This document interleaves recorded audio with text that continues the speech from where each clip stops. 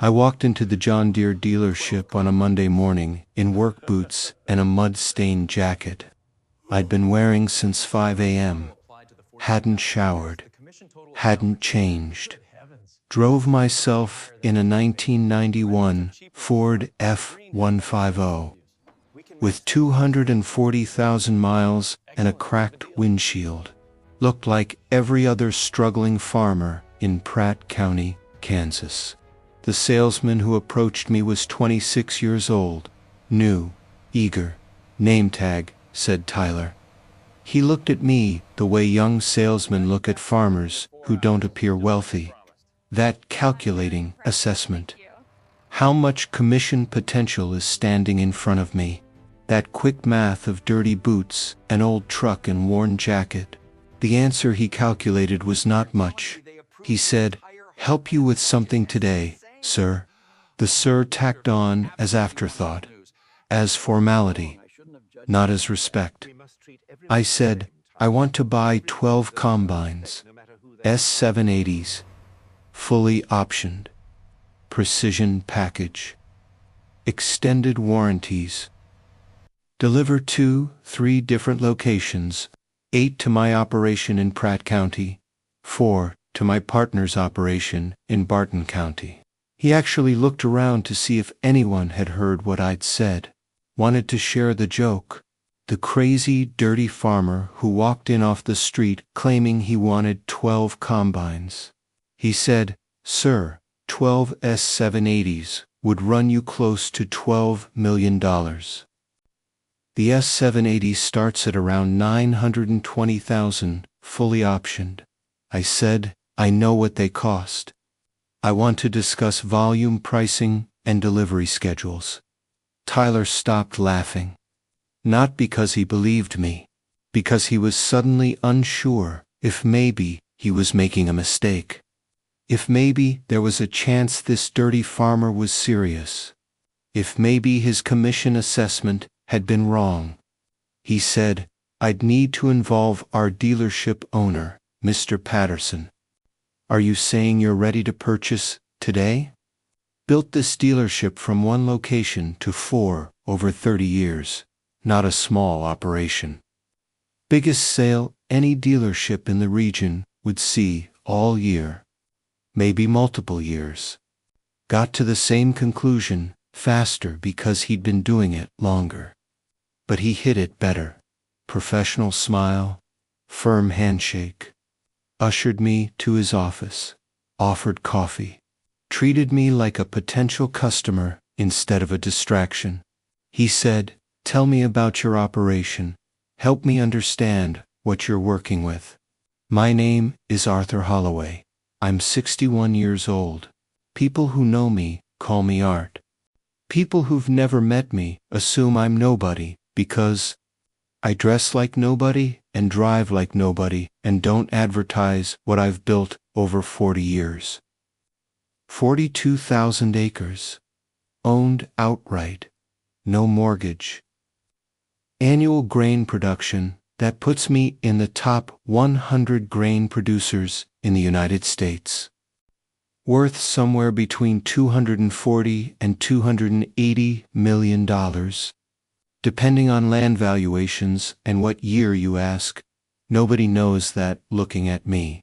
Nobody knows that from my truck, or my jacket, or my boots. That's intentional. My father taught me that visible wealth attracts problems. That looking like you have money makes people treat you differently. That the best negotiating position is being underestimated. I'd been underestimated my whole life. By competitors. By dealers. By everyone who looked at a farmer in dirty work clothes and calculated commission potential. 30 minutes into our conversation, as I described my operation in matter-of-fact terms that couldn't be fabricated, 42,000 acres, specific field locations, current equipment inventory, yield history. His posture changed around the 15-minute mark. Sat up straighter. Called his sales manager in. Started taking notes. Started calculating not commission but actual margins on 12 high-end units. Started realizing this was real. This was happening. This was the biggest sale he'd ever have a chance at. I told him I needed delivery of the 8 Kansas units by August 1st. The 4 Oklahoma units by September 15th for their later harvest. I needed specific precision agriculture packages, including the JDLINK connectivity. I needed extended warranty coverage. I needed training support for 8 operators. I needed parts inventory commitments for the first 3 years. I needed a dedicated service representative assigned to my operation. Gary was writing furiously. Everything was negotiable except delivery dates and the service commitment. Those were absolute requirements. $11,400,000 for 12 fully optioned S780s. Then he waited to see if I'd flinch. I said, I have a meeting with Miller's John Deere in Wichita Thursday and a meeting with Heartland Equipment Friday morning. Both know about the other meetings. I expect a best number by Wednesday close of business. That gives you 48 hours. Said he appreciated the opportunity. Said he looked forward to earning our business. Tyler, the young salesman, was hovering near the door as I left, eyes wide, recalculating commission potential. I stopped, looked at him, said, the first impression you make on a customer determines everything that follows. You made yours. Think about that. He didn't say anything, just looked embarrassed. Good. Some lessons needed to sting a little. I had 3 genuine competing bids by Wednesday. Gary Patterson came in at $10,900,000. Miller's in Wichita offered $10,700,000. Heartland was aggressive at $10,400,000. Over $500,000 difference between high and low bid. But price wasn't the only factor. Never the only factor. Not on equipment this critical. Service was the factor that determined everything. Service on 42,000 acres during harvest cannot fail. Cannot be slow. Cannot be uncertain. One combine down in peak harvest costs $30,000 to $50,000 per day in delayed grain quality and weather exposure. Grain sitting in the field, ripening too long or exposed to early rain, loses grade, loses value, sometimes loses the load entirely. 12 combines working harvest means 12 simultaneous opportunities for problems. A bearing throws, an elevator belt breaks, a sensor goes bad, a header system fails. Any of those things happen during peak harvest and the clock starts. Every hour of downtime is money walking out the door. Every day of downtime during the critical window is permanent loss. Can't harvest what's already damaged in the field. I needed a dealer who understood that service commitment was worth more than price.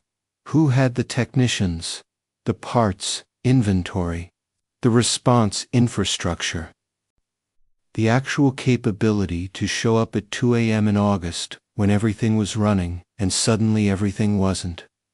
Who would treat 12 combines differently than they'd treat one? I spent 2 days evaluating service commitments before making my decision. Direct questions. Did they show up when they said they would? Were parts in stock, or were you waiting 3 days for delivery from Kansas City? Did technicians know what they were doing, or were they guessing while your harvest sat still? Gary Patterson had the best service reputation in the region. Consistent, reliable, honest about what he could and couldn't deliver. Referenced customers used words like trustworthy and dependable. Used the phrase, showed up. That phrase twice. From 2 different farmers. That told me everything. Miller's in Wichita was competent but stretched thin.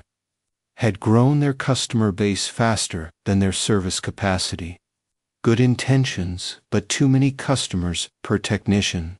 Heartland was newer, hungry, good price, but unproven, at scale. Couldn't give me the reference customers who'd stress-tested their service during bad harvest situations, because they hadn't had enough of those situations yet. Gary Patterson won. Not the lowest price, the highest, but the best service commitment. Dedicated technician for my operation specifically. 12-hour guaranteed parts delivery on common failures. 24-hour repair commitment. Real commitments.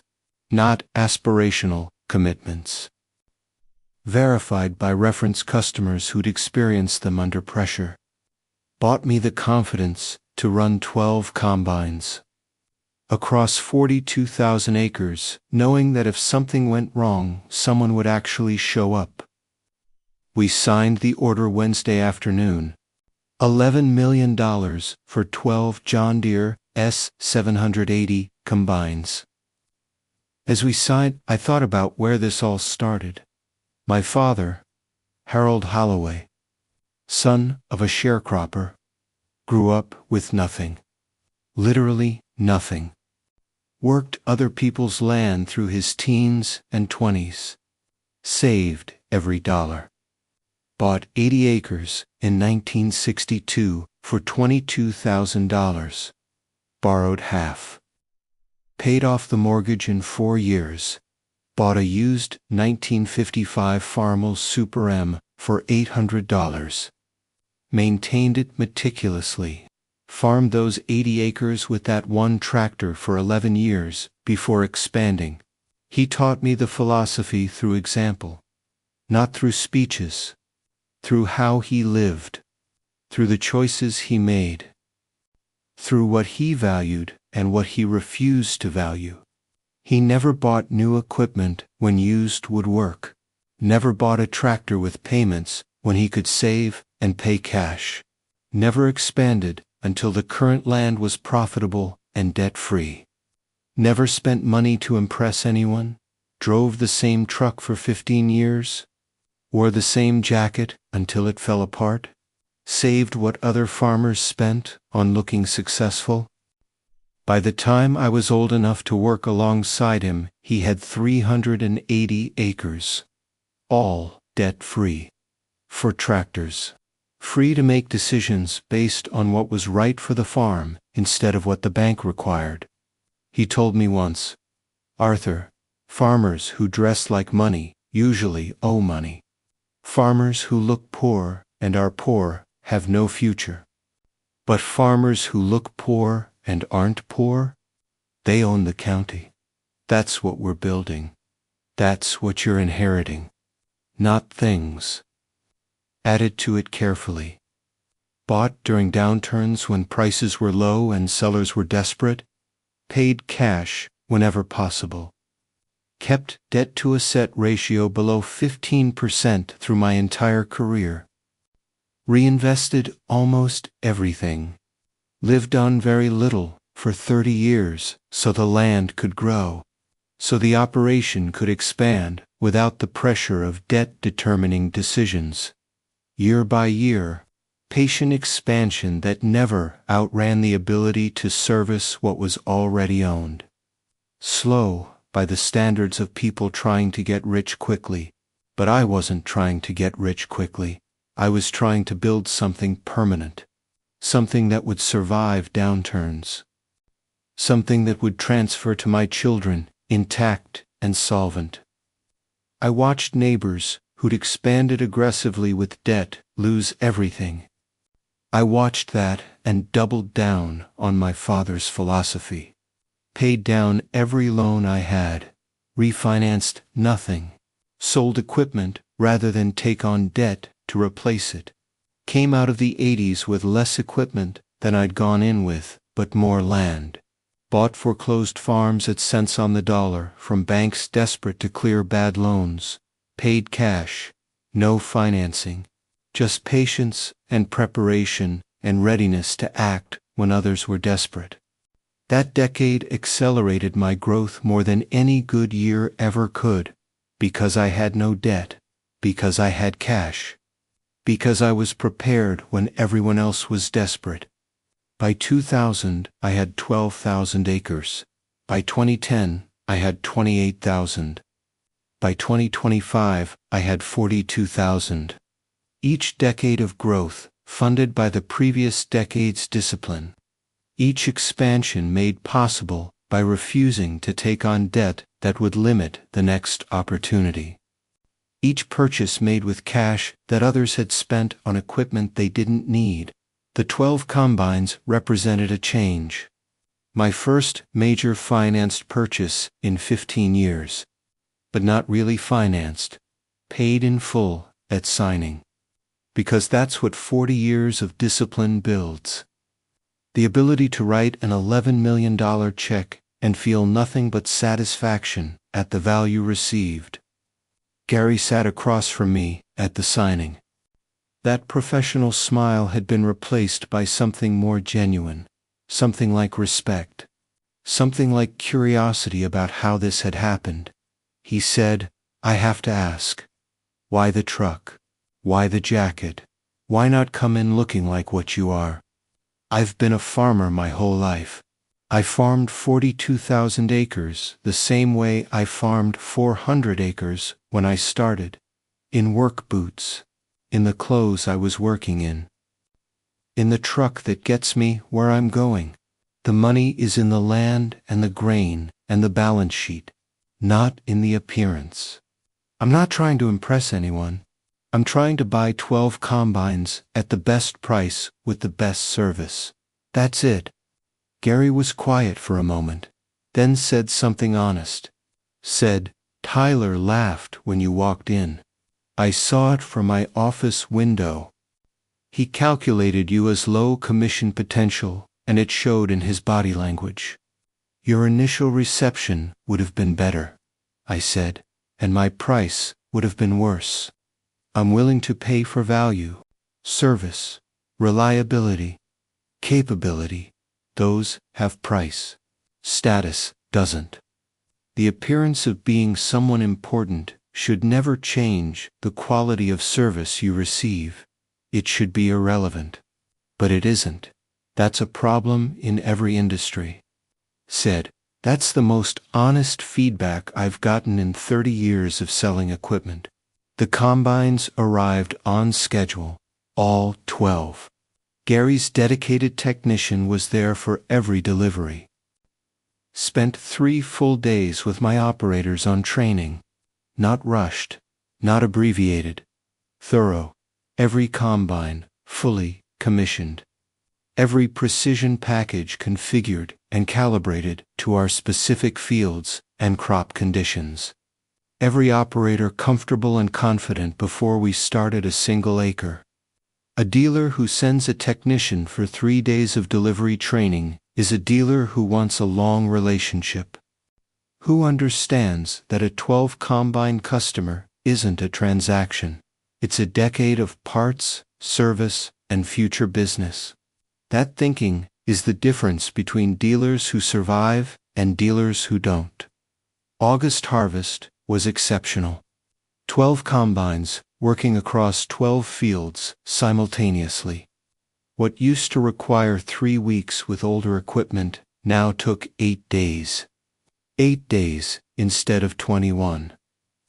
Grain quality improved because harvest window was compressed. Less time between optimal moisture and actual cutting. Less weather exposure. Grain that comes off, clean and dry, at optimal moisture grades better. Sells better. Generates measurably more per bushel. Across 42,000 acres, that measurable difference adds up to numbers that dwarf the cost of good equipment. Both times, his technician was on site within 4 hours of my call. Both times back running within 6 hours. That response capability is why I paid $500,000 more than the low bid. That response capability paid for itself in those 2 incidents alone. What Tyler the young salesman definitely didn't know: the competing dealership that had bid $10,400,000, the one I'd played against Patterson's to create genuine competitive pressure on price and service commitments. I'd purchased Heartland 4 years earlier through a holding company with a name that bears no connection to Holloway Family Enterprises. Bought it to understand the equipment business from the inside, to learn what margins really look like, to make myself a permanently better buyer. Heartland's management knew they were bidding against Patterson's for a major order. They didn't know their owner was the buyer. I'd created complete separation.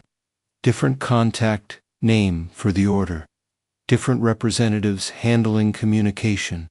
No visible thread connecting Arthur Holloway to Heartland Equipment, LLC. The strategy served multiple purposes. It created genuine competitive pressure on price and service commitments that wouldn't exist if everyone knew who I was. It let me evaluate Patterson's honestly from a customer perspective rather than an industry peer perspective. That service infrastructure gap is now documented in my files. Communication quality, all measured against what Heartland promised and what I know Heartland can actually deliver based on running their operation.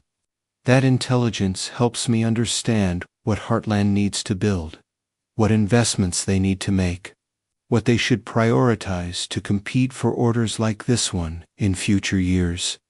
Running a competing dealership isn't a conflict. It's research. It's industry, understanding from multiple angles simultaneously. It's the kind of information advantage that compound over years into better decisions across every part of a 42,000-acre operation. 3 months after the delivery, someone made the connection. An industry conference in Wichita. Someone who knew my holding company structure mentioned it to someone who knew someone at Patterson's.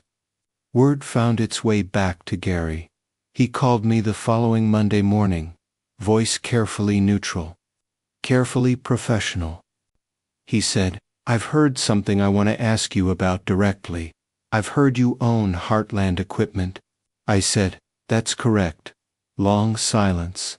The kind where someone is processing something that doesn't fit their existing understanding, recalculating, reassessing, figuring out what it means. Another silence. Then something I didn't expect. He laughed. Not mockingly, genuinely. Said, "That is the most sophisticated buying strategy I've encountered in 30 years of selling equipment. I don't know whether to be impressed or offended." I said, "Both are appropriate." I needed honest competition, needed real pricing pressure.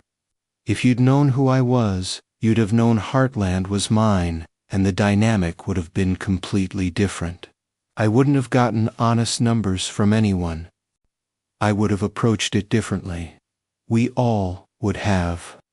He asked if we could have lunch. Not as a sales opportunity, as a conversation between two people who'd just discovered they had more in common than a business transaction. We did.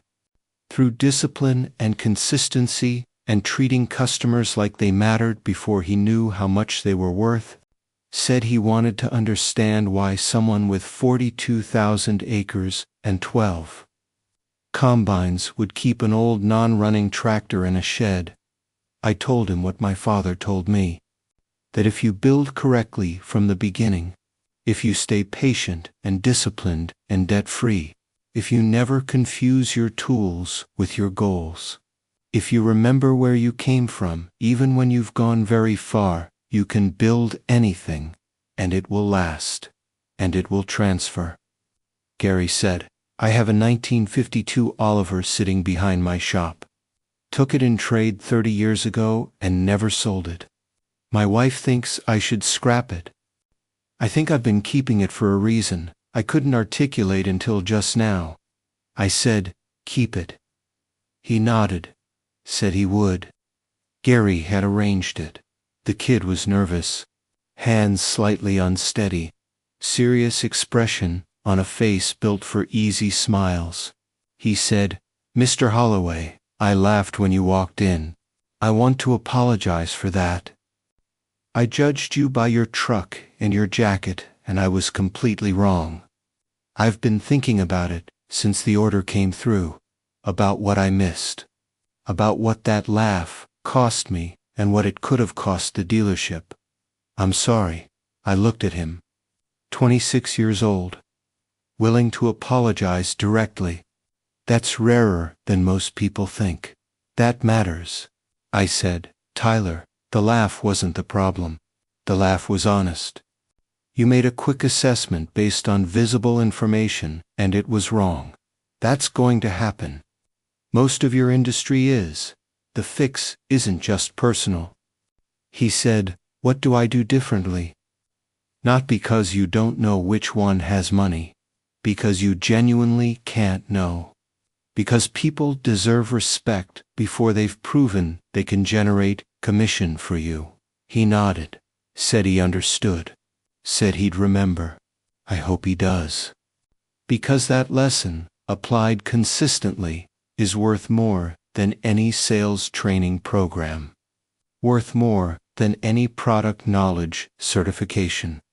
Worth more than any closing technique. The farmer you treat like nobody might be buying 12 combines. The farmer you treat like nobody might own your competitor. The farmer you treat like nobody might tell 10 other farmers how you treated him. Treat everyone like someone. Always. That's the whole lesson. That and buy used when you can. Stay debt-free when you can. Remember where you started when you've gone far. Keep the old tractor in the shed. My name is Arthur Holloway. I farm 42,000 acres. I drive a 1991 F-150 with 240,000 miles and a cracked windshield. And I just bought 12 John Deere S780 combines for $11 million because 40 years of building substance instead of performing it gave me that ability. The dealer laughed, then got shocked. Then learned something worth more than the commission. That's the story